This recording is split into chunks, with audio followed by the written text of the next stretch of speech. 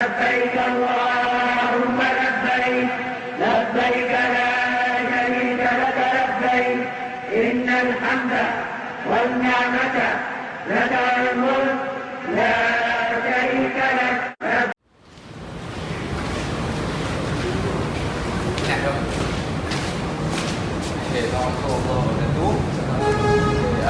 Sekarang kita sampai ke lapangan terbang di Madinah.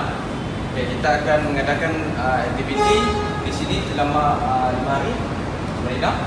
Okey, lepas tu di pasport Kimi. Alright. Okey, nanti apa-apa maklumat lanjut saya akan beritahu awak. Okey, Okey, seterusnya adalah pengurusan ketibaan jemaah apabila sampai di Arab Saudi. So, apabila selamat sampai di lapangan terbang Muhammad Abdul Aziz, mereka akan menaiki bas ke Dewan Tiba dan akan disambut oleh petugas-petugas haji dan disambut oleh pihak imigresen Saudi. Kemudiannya mereka akan membuat pengimbasan terhadap beg tangan mereka dan apabila selesai, mereka akan keluar daripada terminal bangunan tersebut dan menaiki bas semula ke Madinah. Dan apabila dah menaiki bas itu, mereka akan membuat serahan PMA kepada petugas Muassasah Adilah. Dan bagasi-bagasi mereka ini akan dihantar ke penginapan di Madinah tersebut.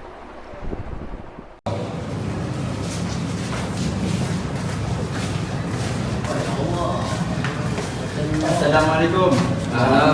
Hari ini kita dah sampai ke hotel kita yang ditempah oleh syarikat kita yang lain. Okay, kita akan menetap di hotel ni selama 2 minggu. Boleh saya cek nama ni, nama jemaah semua? Muhammad Saifullah. Saya Muhammad Hakimi. Kita menetap 2 minggu ni, minta kerjasama kita mai sini. Niat kita yang pertama, betul niat kita betul balik. Apa niat kita akan lekatkan rukun Islam yang kelima. Sebuah ini kosong. Bilik saya. Betul.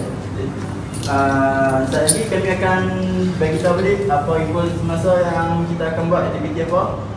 Boleh rehat, kendirikan diri, rehat. Bantu semua dulu. Saya akan beritahu lagi. Okay. Assalamualaikum. Assalamualaikum.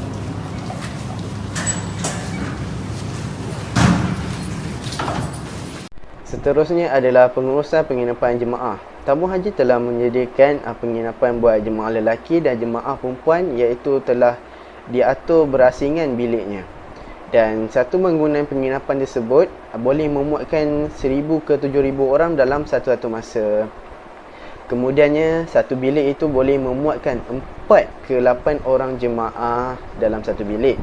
Kemudiannya jarak penginapan di Mekah 1,000 meter daripada Masjidil Haram. Di Madinah pula, penginapan mereka jaraknya adalah 500 meter daripada Masjid Nabawi. Beliau berkata menu juga berbeza setiap hari, jadi tidak rasa bosan dihidangkan makanan sama setiap hari. Dia ditemui di Maktab 80 Hotel Durat Al-Sulaimaniyah di Makkah. Sementara itu, 7 caterer dilantik tabung haji TH untuk menyediakan makanan tengah hari dan malam kepada 30,200 jemaah haji Malaysia. Seterusnya, tabung haji menyediakan sajian buat jemaah mereka hanya pada tengah hari dan makan malam saja. Ini kerana makanan untuk sarapan. Tabung haji tidak menyediakannya kerana bimbang akan pembaziran boleh berlaku kerana kebanyakan jemaah balik ke penginapan mereka dalam waktu yang berbeza-beza. So, tabung haji ingin mengelakkan situasi pembaziran itu berlaku.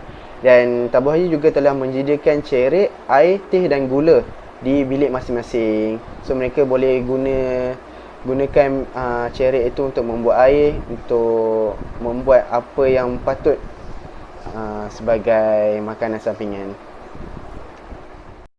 لبيك اللهم لبيك لبيك لا شريك لك لبيك إن الحمد والنعمة لك والملك لا شريك لك Okey, seterusnya adalah pengurusan petugas haji di maktab. Sebelum itu, maktab ini boleh memuatkan sebanyak 3,000 jemaah dalam satu maktab. Dan petugas-petugas haji ini akan bekerjasama dengan maktab muassasah untuk membantu jemaah yang memerlukan bantuan. Okey, bantuan apa yang petugas haji dan maktab muassasah ni sediakan? Antaranya adalah bantuan perubatan, bantuan ibadat dan bantuan secara am. Okey, maktab ini dikenalkan dengan sistem warna, iaitu jemaah senanglah nak kenal pasti maktab tersebut adalah maktab daripada tabung haji ataupun maktab dari muassasah. So mereka akan boleh pergi ke sana terus untuk meminta bantuan. Itu saja. Ya, Assalamualaikum. Ini merupakan panduan yang ada kepada kamu semua dan pada saya. Kat sini dah menerangkan sedikit panduan lah tentang perkara-perkara yang kita tak boleh buat kat tanah suci. Contohnya macam jahit, setubuh, kebaikan perempuan dan lain-lain. Kat sini juga dia ada menerangkan tentang cara-cara tabiat. Allahumma labbaik, labbaik la syarika lak labbaik. Dan kat sini juga dia menunjukkan perkara-perkara sunat yang kita boleh buat semasa kita tanah suci. Kita pergi berzikir, solat sunat dan sebagainya. Seterusnya adalah bimbingan ibadat. Tabung haji ini menyediakan bimbingan ibadat yang baik kepada jemaah sepanjang musim haji. Tabung haji juga mempunyai pembimbing ibadat haji, iaitu pehtas di maktab dan di zon di Mekah. Tabung haji juga mempunyai pakar rujuk di Mekah, iaitu di Ibu Pejabat Mekah. So jemaah-jemaah ni bolehlah membuat rujukan kepada pakar tersebut dan meminta bantuan tentang ibadat. Dan tabung haji juga menyediakan sesi ceramah dan program yang dianjurkan oleh PPM dan PPZ. Apa itu PPM dan PPZ? PPM adalah Pusat Perkhidmatan Maktab dan PPZ adalah Pusat Perkhidmatan Zon. Dan mereka semua perlulah hadir dalam ceramah dan program yang diadakan oleh mereka. Assalamualaikum Haji. Salam. Macam mana keadaan sekarang? Alhamdulillah. Sihat? Sihat. Kurang sikit kan? Sikit. Kami sebagai petugas jemaah haji, sebagai mutawif ni, ada sikit bawa air zam-zam, boleh Haji minum. Alhamdulillah. Okay. Kalau macam lepas haji rehat ni, time-time tengah rehat, ada masalah apa, sakit kepala ke atau semakin melarat, Haji boleh kontak kami mutawif untuk dapatkan rawatan lah. So kami akan sebagai mutawif akan jaga Haji, selalu tengok-tengok Haji macam tu lah. Seterusnya adalah pengurusan perubatan tabung haji. Tabung haji mempunyai 2 pusat rawatan di Mekah dan 1 di Madinah. Di Mekah adalah Dal Al-Mubarak di Mekah dan Al-Jannatiyah Mekah. Di Madinah pula adalah Roha Al-Madinah. Kemudiannya pengurusan kesihatan di Tanah Suci, iaitu klinik maktab dan klinik zon. Di Mekah ada 14 buah klinik dan di Madinah ada 5 buah klinik. Kemudiannya perkhidmatan ambulan ni pula setiap tempat ada 20, iaitu di Mekah, di Madinah dan di Jumum. Kemudiannya ada perkhidmatan utama. Apa itu perkhidmatan utama? Perkhidmatan utama adalah rawatan kecemasan di klinik, maktab atau zon. Yang keduanya adalah rawatan pesakit luar dan disediakan perkhidmatan ambulan. Ketiga adalah rawatan pesakit dalam, iaitu disediakan untuk kesihatan awam dan perkhidmatan pergigian. Dan kedua, perkhidmatan rawatan sokongan adalah farmasi, radiologi, makmal dan fisioterapi. Kemudiannya untuk perubatan tambahan. Perubatan tambahan ni adalah perkhidmatan pembimbing ibadah haji, iaitu pehtas, perhubungan pelanggan, hospital, pro dan teknologi maklumat IT. Assalamualaikum. Waalaikumsalam. Tempatnya ni debat kewangan anda syarikat lah. Ya betul-betul. Boleh tak saya ingin menukar wang? Tak banyak lah, sikit 10 satu lah. Ya boleh. Untuk pembelanjaan lah. Okay, Sekejap saya akan membuat sedikit pengiraan. Okey, boleh. Okey, setelah saya membuat pengiraan, jumlah yang dapat ditukarkan hanya ni. Okey. So kalau apa-apa nanti saya direct ke sini Boleh. Okey, Apa-apa untuk penukaran duit, tuan hanya datang sini. Okey, terima kasih. Okey, sama. Seterusnya adalah pengurusan kewangan tabung haji. Tabung haji ni menyediakan perkhidmatan pengeluaran wang di kaunter yang telah disediakan dan hanya menggunakan kad debit tabung haji sahaja.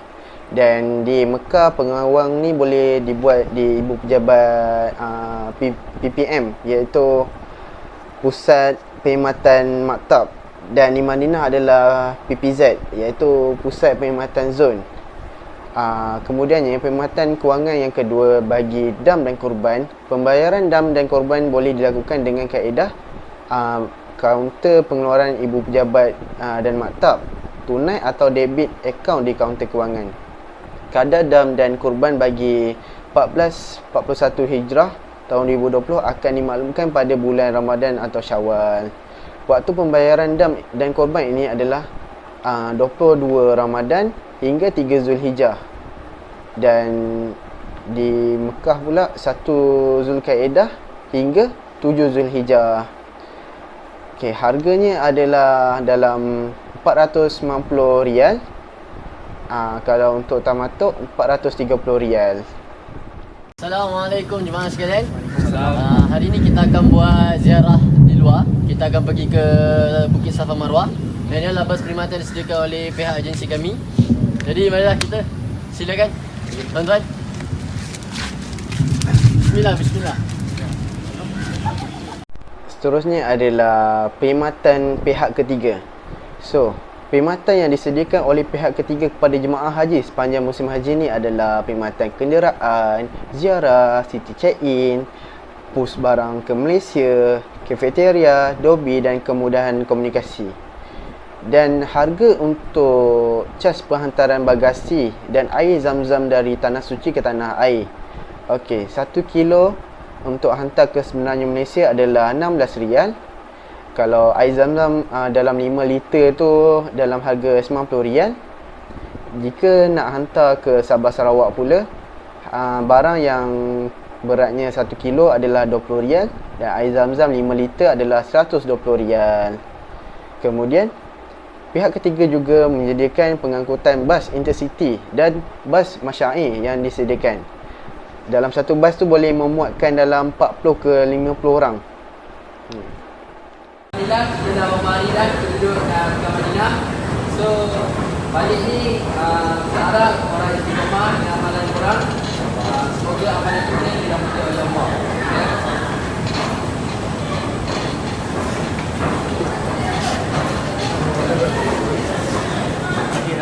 Seterusnya adalah pergerakan jemaah untuk pulang ke Tanah Suci. 5 ke 6 hari sebelum berlepas, mereka akan diberikan taklimat perjalanan oleh petugas haji. Kemudiannya, 5 hari sebelum berlepas pula, mereka akan cek dulu bagasi mereka ataupun barang-barang mereka tidak melebihi 30 kilogram.